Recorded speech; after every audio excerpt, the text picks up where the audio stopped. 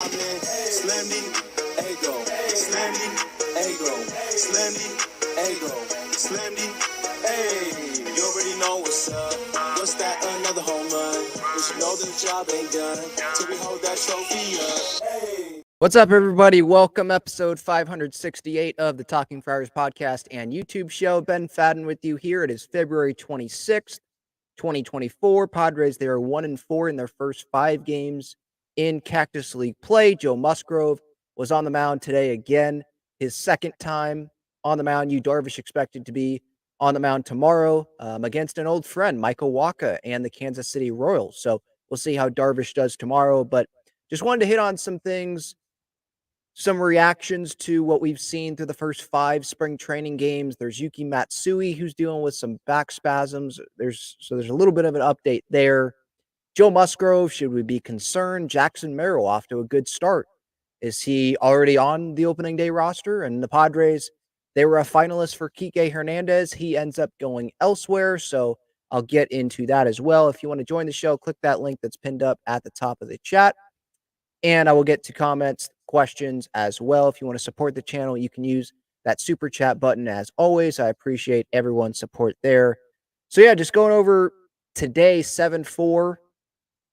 Musgrove, his second outing. Remember, his first outing wasn't great, obviously. He did not record an out. It was against the Dodgers, and we were all waiting. Like, all right. Didn't make the postseason last year. Very disappointing year. Kind of disappointing of an off season. And all right, at least we can turn the page to 2024 and let's get going with spring training games. And then that happens against the Dodgers. And it's not like Ohtani and Freddie Freeman and Max Muncy were in that lineup. So yeah, that was frustrating, but it's a spring training start, first start, whatever.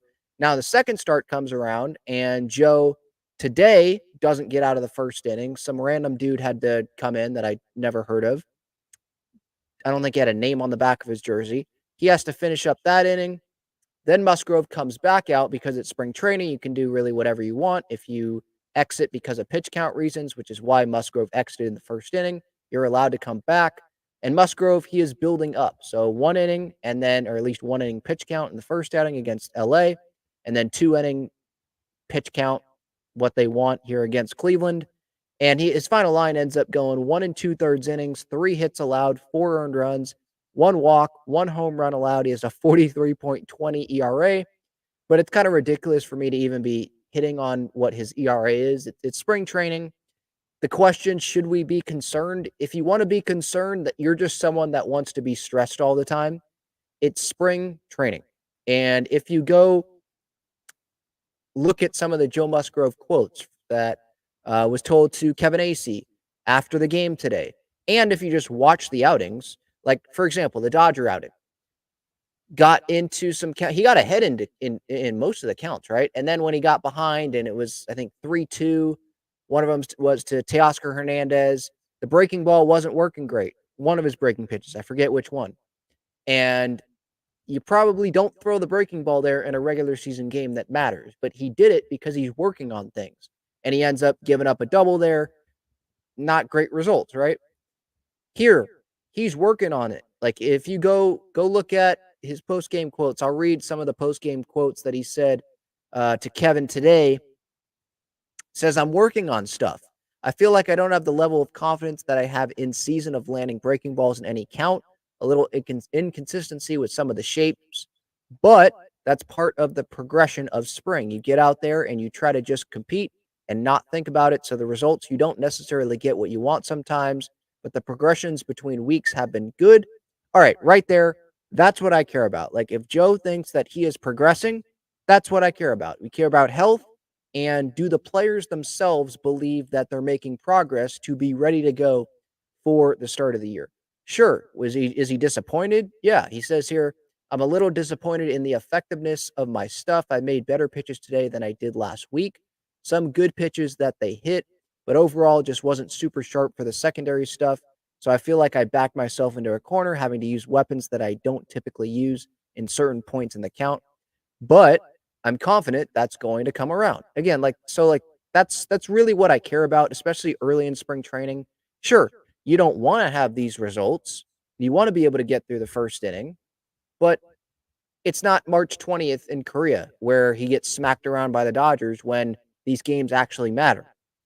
So for me, it's more, especially when you have starting pitchers, you know that they're going to be in the rotation. And so they have more of a leeway to work on stuff. Where Pedro Avila, is he going to be working on a bunch of stuff in Cactus League games when he's trying to fight for a rotation spot? Same thing with Randy Vasquez, or if like Yar Iriarte, for example. He's trying to make a big impression. Do you think he's trying to work on stuff and he's okay with giving up bombs in Cactus League games, giving up gappers? Probably not. So it's different circumstances. So we just have to judge that. And I understand those people that are going to be like, well, if you don't want to put too much stock into Joe Musgrove, then you better not put too much stock in Jackson Merrill. And I definitely understand that. Like I'm not going to sit here and say Merrill is guaranteed a roster spot based on his first 3, 4, how many Cactus League games that he has played. But what we can say is that he's off to a good start. He sounds like a big leaguer, like he's ready for the big leagues at 20 years old. Some of the post-game quotes from the other day, it was impressive. Seems like a team-first mentality that he has.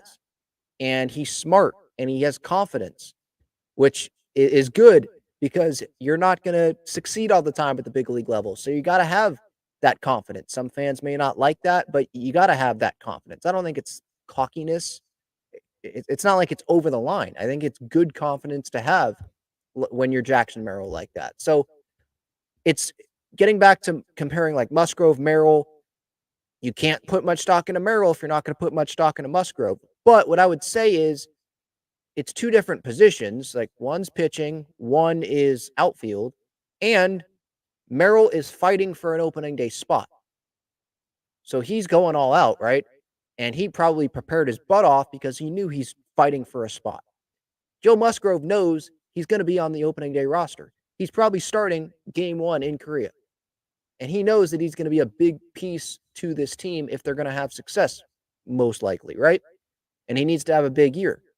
So he's working on some things where Jackson Merrill, he's not pitching. It's a little bit different. But I'm also, again, like I said moments ago, I'm not going to sit here and overreact and say Jackson Merrill, he's the best thing since sliced bread. He's going to be right up there with Fernando Tatis Jr. It's February 26th. We're not in March yet. I understand. Like, I'm not going to overreact, but all I'm going to say is, and to be fair, Musgrove hasn't looked that great, but I'm not going to panic about it. And Jackson Merrill, he's looked pretty good. But I'm also not going to say that he's guaranteed to be starting left field on opening day. I think that's what's going to happen, and I'm leaning towards that. But I'm not just saying, yeah, Jurickson Profar, you're on the bench after not even a handful, a few Jackson Merrill spring training games. I'm not going to do that. But it is encouraging. That's really where I'm at with Musgrove, with Merrill. Merrill, obviously a couple hits the other day, a walk, taking the ball the other way, not trying to do too much. Speaking of not trying to do too much, Ethan Salas today with that double that he had a couple hits, the double in the gap, opposite field. Obviously, he's a lefty, opposite field, left center gap, hustled into second base, got down. So there's some encouraging signs there from 17-year-old? Like you're going to take that. And this is a good experience. Obviously, Ethan Salas is not ready for the big leagues. It should, at least in my opinion, should be probably a couple more years of him developing. Like there's no need to rush him. I want this guy to be ready. But this experience, it's good. And there's prospects every year around the big leagues, right? Where they're not going to be on the big league roster, but you're excited to see what they can do at big league spring training. See how they've progressed. It's a good learning experience. So when they do, they're in like Jackson Merrill's position and they're fighting for a big league roster spot. They don't have to, maybe there's still some jitters and, nervousness, but they're not like wondering where everything is in the facility or trying to tiptoe around teammates. No, they already know those guys. So like getting that experience and what big league camp is like and what is asked of you and the schedule and just being around the guys like that, I think that can really help someone like Ethan Salas, someone like maybe Jacob Marcy if he's not going to be ready by opening day, someone like Iriarte if he's not going to be ready for the start of the year, or if he's not a 2024 guy, maybe he's a 2025 guy. Same thing with Adam Mazur. So Ryan Berger you could throw in there. There's other names, obviously, that you could throw in there. Drew Thorpe, he's Robbie Snelling, right? Like guys like that. So I've mostly been encouraged. I know the Padres, they're 1-4, but again, I'm not. I probably shouldn't even mention what their record is in these games because it doesn't matter. It doesn't matter if you win the Cactus League. Nobody remembers who won the Cactus League last year, unless maybe you're a fan of that team and you just, for some reason, that's in your head of who won the Cactus League. But who cares, right? Like the Padres being crushed by the Dodgers the other day. Maybe diehard Padres fans like myself, maybe we'll remember that and we can laugh it off if the Padres have a great year. But we're not going to sit here and be like, yep, that's the reason. Right there, I knew that the Padres weren't going to do anything this year because they got crushed by the Dodgers in Peoria on game 1 because Musgrove couldn't make it out of the first inning. Like, I don't think we're going to sit here saying that. So those are some of the headlines, I think, from the first 5 games of spring. Michael King, he pitched today. I thought he did pretty well. Went, a couple of innings of work. I'm trying to pull up the box score here. Yeah, 2 innings, 1 hit, no runs. Got a punch out. Robbie Snelling, an inning, no runs. Enyo De Los Santos, went an inning, gave up a run. Robert Suarez, that's another guy, had a rough outing. Same thing with Pedro Avila, but I'm not going to, overreact to that.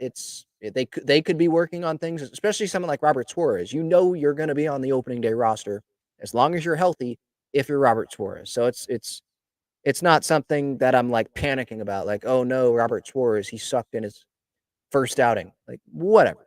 Pedro Avila, I think you lean more towards worrying, but I'm not worried because it is that first outing. I mean, Mike Schilt was asked about that the other day, and even he is we're not going to read too much into the first outings of these guys. I think you'll bounce back. And Mike Schilt, he's a positive guy. I mean, talk about someone that I love listening to in these media scrums. Post-game, the 9, 10 a.m., whenever those media scrums are before they start their workouts, way more entertaining than Bob Melvin. And I know that does not equal wins. Padres could suck this year if, things obviously go wrong on the field, but Mike Schilt could still be a good communicator to the media. There was that moment where he saw mud today at the pregame media scrum, and that was funny. It just seems like he wants to be there, and he loves talking about baseball. It doesn't seem like he views the media as, oh, I got to do this. Gosh dang it. Yeah, I'm going to give my, 1-sentence answer, and there's that. Now, during the season, he might do that if they're on a 7 game losing streak. But right now, it's refreshing to have someone that, it seems like he's happy. When someone mentions a name, he's like, yeah, let's talk about that guy. Yeah. So I like what I'm hearing from Mike Schilt. That's not everything, obviously, but there is that. All right, quick break. And then I want to get to Kiké Hernandez ends up signing not with the Padres. We'll get to that. Check out Gaglione Bros' famous cheesesteaks and garlic fries on Friars Road. You can visit their website, gaglionebros.com, for their entire menu and enjoy their cheesesteaks and fries at Petco Park and Snapdragon Stadium as well. All right, so I did want to get to Kiké here. Kiké Hernandez, we knew that the Padres were a finalist. According to Ken Rosenthal, Dennis Lin contributed to that piece in The Athletic the other day. Padres, Giants, Twins, Angels were the 4 finalists for Kiké Hernandez. But as things may happen sometimes in baseball, it changed. The Dodgers, they end up sending Manuel Margot, former Padre, to the Minnesota Twins. Doesn't look like Michael A. Taylor's going back to the Twins because Margot can play center. Byron Buxton, the Twins are hoping that Byron Buxton can be healthy. I'm hoping too because I love seeing Buxton play, but I'm not so sure that they should, guarantee or have that be the plan. So they acquired Manny Margot. He can play center.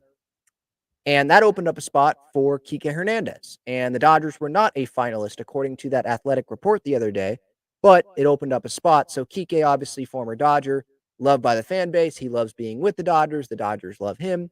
He signs there for, I think, $4 million. And now the Padres, they're still waiting, or maybe us as a fan base, we're waiting for an outfield addition, and maybe it won't come. I still think at least one more addition is going to come. I think that Jurickson Profar they want as a utility bench bat. I think that they want, as of now, Jackson Merrill to be starting opening day in the outfield somewhere, and then probably have a center fielder other than Jose Azocar.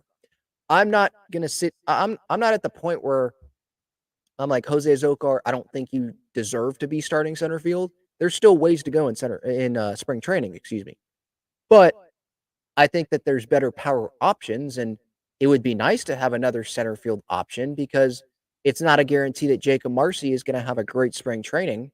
And even if he does, maybe it's still better to at least have the insurance, or at least you have the option to send Marcy somewhere, double A, triple A, get some reps there and not have to force it up at the big league level, you know? So Michael A. Taylor, he's still out there.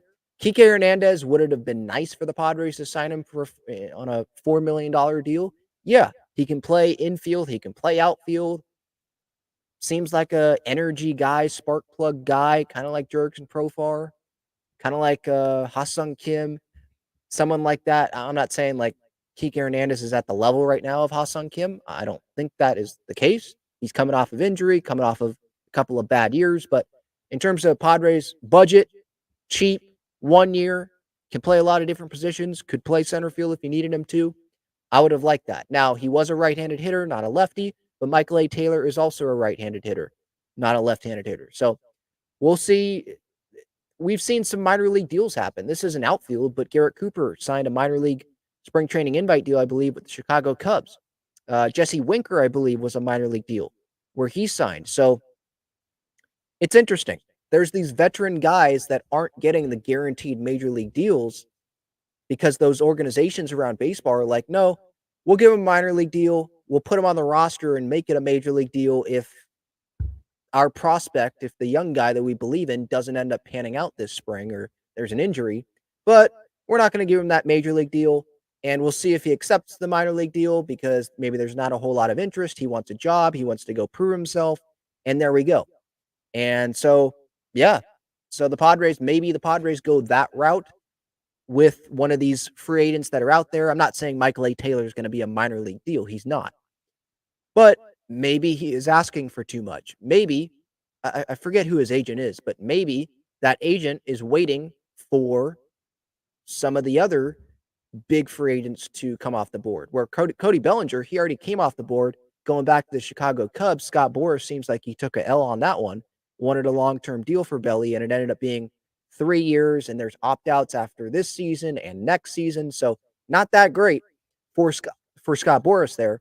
It's high on the AAV for Bellinger, but it's not long-term. It's not like a 6-year, $160 million deal or anything like that. So maybe the Padres are going to have to wait a little bit longer because maybe Michael A. Taylor has some teams that didn't get Bellinger that are more interested in Michael A. Taylor in terms of money than the Padres are willing to give him. But I wonder where Michael A. Taylor is going to go. But for the Padres right now, they are not like, oh man, we have to go get a major league outfielder in for agency. It doesn't seem like they feel like they have to go do that. Because they could have given Kiké Hernandez more than $4 million, or at least offered him that. I don't think that's been reported that they offered him more than $4 million. And maybe he ended up just closing off the Padres, and maybe he was down to some of those other finalists before the Dodgers trade Margot, and then he ends up just going back to the Dodgers. But right now, it seems like they're good with what the group of outfielders that they have. If there's a minor league deal that comes around because someone doesn't get what they want, then they hopefully, I hope that they will take advantage of that option. But right now, I think they like what they're seeing out of Jackson Merrill, and they have him in left field starting on opening day. Or maybe they have him in center, although he's playing left field every day. So I think right now you have Merrill in left, they have Zokar in center field, and they have Tatis in right with Profar on the bench and either Oscar Mercado or Jacob Marcy, someone like that. I don't know about Tercer Ornelas. And those are your 4 or 5 outfielders that you have. I saw in the UT that Brett Sullivan Padres are thinking about carrying 3 catchers on the roster because they don't have many left-handed hitters. Brett Sullivan qualifies as that. He came up playing some different positions other than catcher, so maybe that's what they do. And he is open to that, obviously, because he wants to be in the big leagues, and he is he just wants to do whatever he can to help the team, obviously. So love that. But that's obviously not, that doesn't sound like an amazing option, I assume, to a lot of Padres fans. So this outfield situation, it's something to keep an eye on. How does Jackson Merrill do the rest of this spring? Jacob Marcy, Graham Pauley, he's more focusing on the infield. I don't think he's going to make the opening day roster, but we'll see. There's still time to go in spring. Although it's not like they have a full month, because March 13th, I believe, is the date when they get on that plane to go to Korea. Now, there are guys that they can bring on the plane to Korea that don't make the roster. And then there's some time after that where maybe some guys can prove themselves, and then maybe they can change up the home opener roster, and maybe that's different from the Korea roster. But we'll see. Mike Schilt, the coaching staff, AJ Preller, the front office, they've got a lot of decisions to make, obviously. There's a lot of spots up for grabs, but it makes for an interesting spring training. I'm not surprised, just to kind of round it up here with the Kiké talk, I'm not surprised that he doesn't end up here with the Padres. I'm not surprised he ends up going to the Dodgers. Maybe I'm a little surprised because the Dodgers weren't one of the finalists, but I'm not surprised he did not come to the Padres. I thought that even if you throw the Dodgers out, I thought the Twins might be a little bit more desperate for Kiké because Buxton, he gets hurt. Maybe Michael A. Taylor's asking for too much money. That made sense. I thought the Angels made sense because of their infield situation. I thought the Giants made sense because their outfield and infield situation. Brandon Crawford ends up signing with the St. Louis Cardinals. So I just thought that there were better spots for Kiké Hernandez, and maybe some teams were willing to pay more money than the Padres would be willing to pay. I don't know what the Padres, if the Padres made an offer to Kiké and how much money that was, but he ends up going to the Dodgers there. So maybe the Padres are good with the guys that they have in this camp, or they're still looking. Trades are possible as well, obviously. All right, let's get to the chat. Thank you all for being here. I appreciate everybody's time. Let's see. Devin says, Musgrove is working on things, not too concerned, but I have some reservations in the back of my mind. I think that's fair. But he did say in the UT here, I want to pull up that quote. He says here, this is all working right now. He's talking about these his slider, kind of the new slider, because the old slider, at least according to Dennis Lynn here in one of his tweets, Dennis Lynn earlier today said Musgrove said he has been working on a sweepier slider after his breaking pitches began to blend together last summer. He still has his old slider, isn't yet sure how much he'll throw the new pitch this year. So, and then he goes and says to Kevin Acee, and I'm sure it was just the same media scrum, this is all working right now to see if I'm going to work in the zone. So if the stuff is not right by the next start, I'm going to go to what I know I can get out with and what I know I can control. It's a little bit of trial and error right now. So again, for anyone that's concerned, Musgrove, it doesn't seem like he's super concerned about it right now. He's still working through it. If it doesn't work out, then he'll start dialing it in with the things that have got him to the point that he's at. And let's just remember here, because I did see someone on social media, or maybe it was the YouTube comments, that was like Musgrove didn't have a good year last year. And yeah, he was hurt, so it was disappointing there.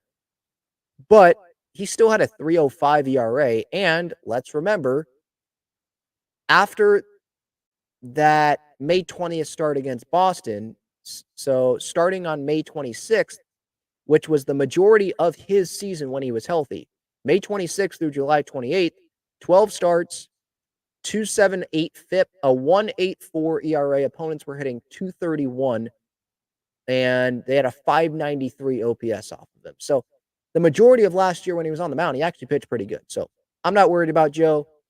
And even if he doesn't do that great with this sweepier slider next outing, I'm still not going to be that worried. Because he literally said here that he's going to adjust and he'll stop, essentially, if it's not working. So he's still just trying things out.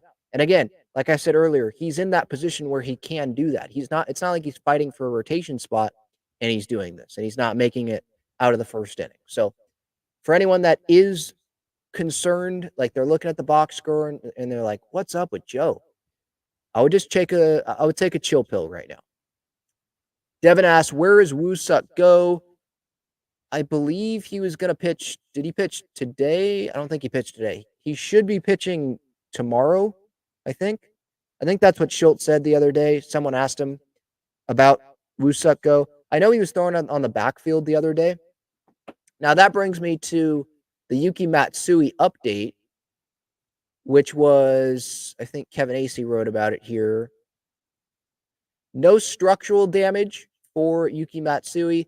Back spasms, so he was day-to-day. He was scheduled to throw, I think, yesterday. Did not throw.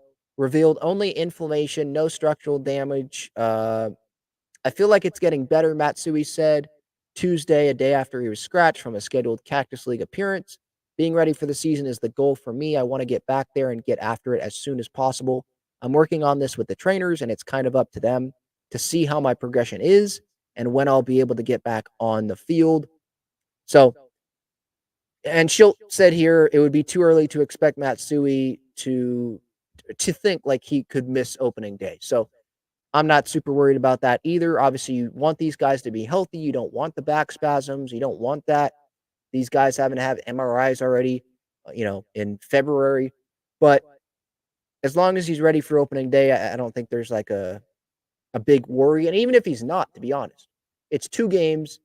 They have Michael King that could throw in Korea if you need him to. There's other guys at the back end of the rotation that could throw as well. And they've got a fresh bullpen. It's 2 days. Guys can pitch back-to-back days if you need them to. It's a strong bullpen on paper, in my opinion. And then there's time off before that Thursday home opener, and they really get going back in the United States. So even if he misses the first couple of games and just make sure he's ready by that Thursday, I don't think that's the biggest deal either. Yes, Vincent, the Korea series does matter because those are games in the regular season. And we saw the Padres, they sort of barely missed the postseason last year. And I say sort of because they did, technically, like you look at the standings, they barely missed it, but they went on a big run against bad teams in September. So it shouldn't have been that close. They didn't deserve to be in the postseason. But if you did look at looking only at the standings, yeah, every game mattered last year and there wasn't enough urgency. Maybe if they had some more urgency, some guys were more team guys and they said, yep, I'm going to go pitch. We need to win. Maybe some things would have been a little bit different.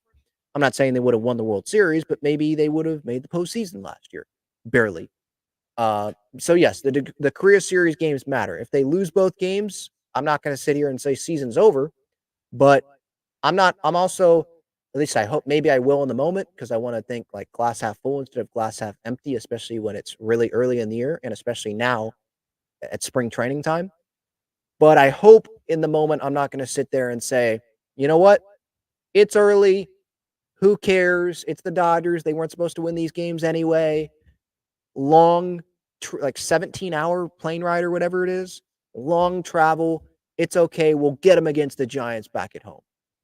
Because, we need to have urgency here. Hopefully we learned that lesson last year about not having enough urgency, and hopefully the players, the coaching staff, the organization overall, hopefully they learned that. CBS 121 says, I'm just really annoyed the Padres cut Payroll so much. Yeah, I mean, it's annoying, especially when prices get raised, but that's just where they're at. I mean, it's unfortunate about the whole TV deal thing with Bally Sports. That wasn't in the Padres' control. And so, when you don't make the postseason, you're expecting all this home playoff revenue. And sure, there was great attendance, record attendance. Props to Padres fans. I think we showed up even when we probably shouldn't have showed up because the team was playing that bad. They didn't really deserve to have these full packed crowds cheering them on, how they were playing. And, some of the things that happened last year, but we showed up. So props to us. I think we were expecting it. Sure, it can be annoying, but for anyone that was expecting the payroll to stay where it was at, when you're reading articles about how they were asking for a $100 million loan and they got $50 million and the TV deal stuff and Peter Seidler passing away and a financial guy takes over, Eric Gutsenda. Like, I think he has an accounting background. I think we knew, like, okay, payroll's going to go down. It's going to suck. It's going to be annoying. But hopefully people are not surprised with what happened. Dodgers will win 115 games this year. I'm turned off by how MLB allows that Ohtani contract. Bad luck we Padres fans have. Lose our owner and TV deal, and LA goes berserk signing everyone. Yeah, it's been a rough offseason. It was a rough 2023. The Dodgers, they still make the postseason when that was supposed to be like the Padres season. I know they sucked in the postseasons, and that was funny to watch. Getting swept by the D-backs and rest. We had to rest. Shut up. And then them signing Ohtani and Yamamoto and Glass now. Yeah, it sucks. But the Padres, it feels like they do better as the underdog. And sure, you want to have the stars and you want to have the talent that they had going into last year. But I mean, I like, as a fan, maybe it's just me dealing with the Padres not having as talented of a roster as last year, but I kind of like being that underdog, national media not talking about you and then boom, surprise people. It might not happen, but we'll see. Yeah, Tommy Pham is a name I probably should have brought up as well. Eddie Rosario is out there, but I guess I'm not really bringing up left fielders because I'm just thinking that Jackson Merrill is going to be in left field. But yes, Tommy Pham is still out there. I really wonder what deal he's going to get. Eddie Rosario, same thing. David Peralta, he signed with the Cubs, right? Was that a minor league deal? I think that was a minor league deal with David Peralta. Yeah, I remember that because I made a video about how the Padres, they couldn't give him a major league deal. Where is it? Yeah, he's in the Cubs organization. So, look, Pham's getting a major league deal. I think Michael A. Taylor's getting a major league deal. Eddie Rosario, I think he's going to get a major league deal. But it's probably not going to be at the price that they wanted to. It's probably going to be like Jurickson Profar last offseason, where they want this deal. No, Jim Bowden was thinking 5 years for Profar. That wasn't going to happen. But multi-year deal, and it ends up being a 1-year deal. And maybe they go to a spot where they don't want to be.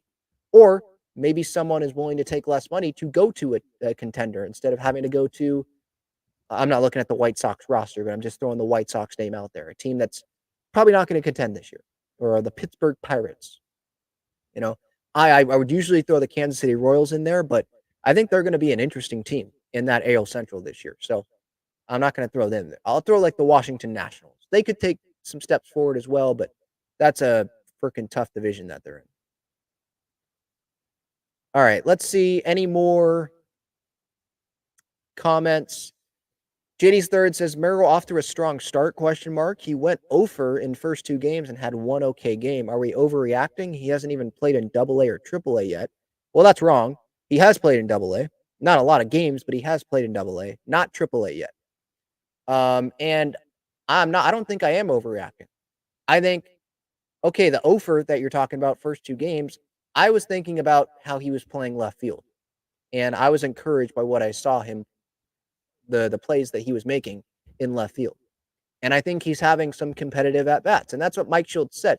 It's not a lot about the results. How many games did he go 2 for 2?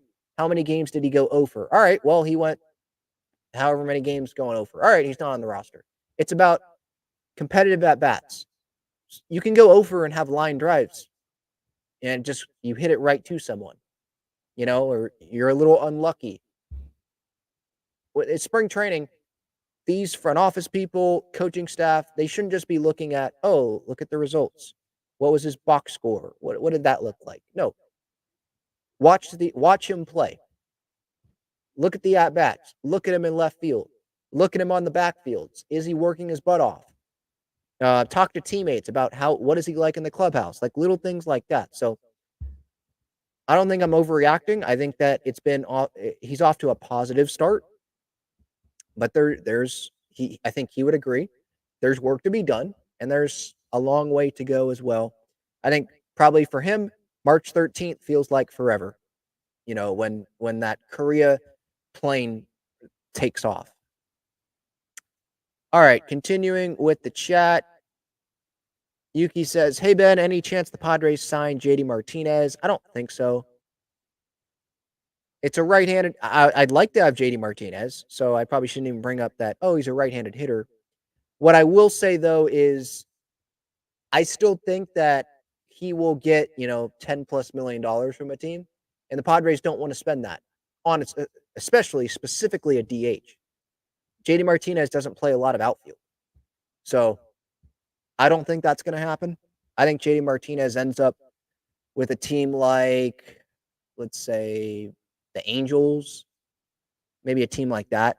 I don't really see the Padres being the best fit for JD Martinez. I say that he and like Luis Arraez, some of the best like pure bat to ball hitters in baseball. Like I could watch them hit all day as long as they're not in a Dodger uniform. So it kind of sucked seeing JD be with the Dodgers last year. But those are like pure hitters, fun to watch, bat to ball. They don't care how many home runs they hit. But I don't see JD going to the Padres, no.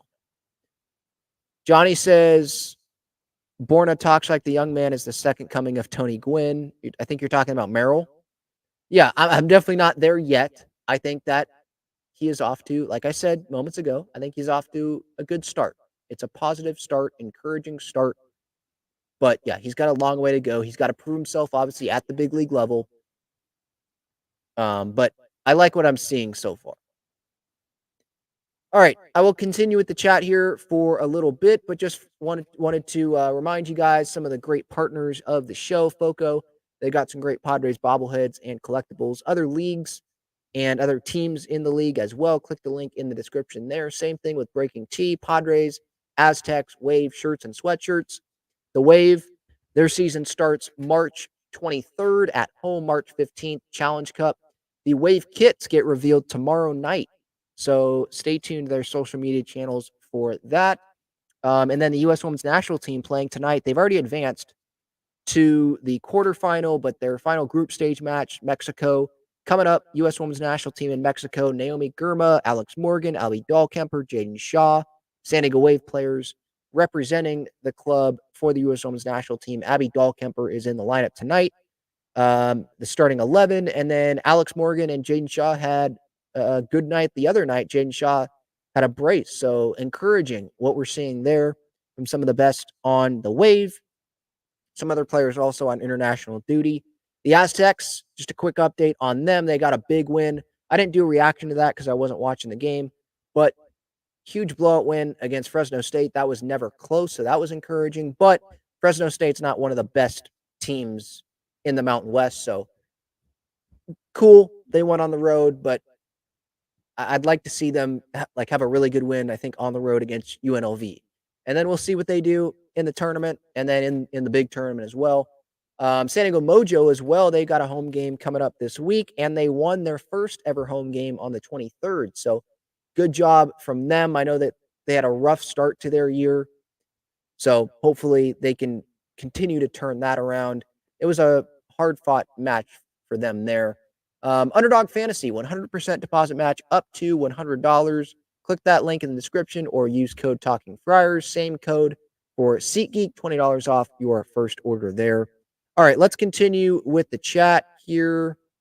Christopher says, I'm a little concerned about Musgrove giving up that many runs in 2 games. I know it's only spring training, but it kind of still matters.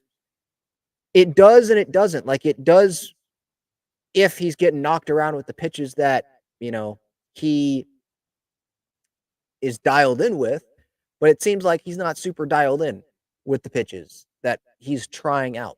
Some of these pitches, you look at the Guardians, the ball or the home run, I believe, that he gave up today. I think that was a slider. Some of the pitches that he's working on, that slider is the main pitch that he's working on. So it matters and it doesn't. It matters because, yeah, he's in the rotation and we're watching these games and he is facing some major league talent, and the season is closer for him than it is for some other guys in the league.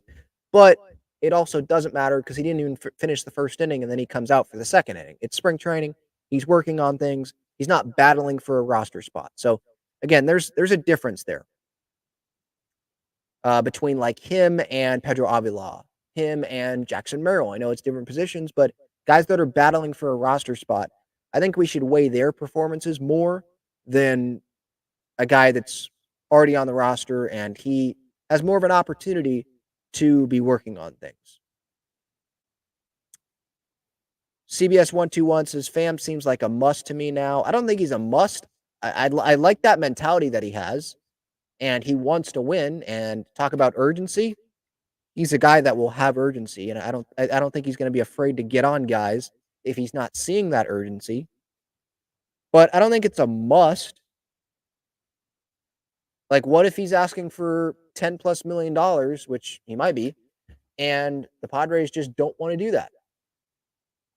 And they like having Jackson Merrill could end up being like Corbin Carroll, being like Evan Carter. I know he wasn't there the full year with the Rangers, but someone like that.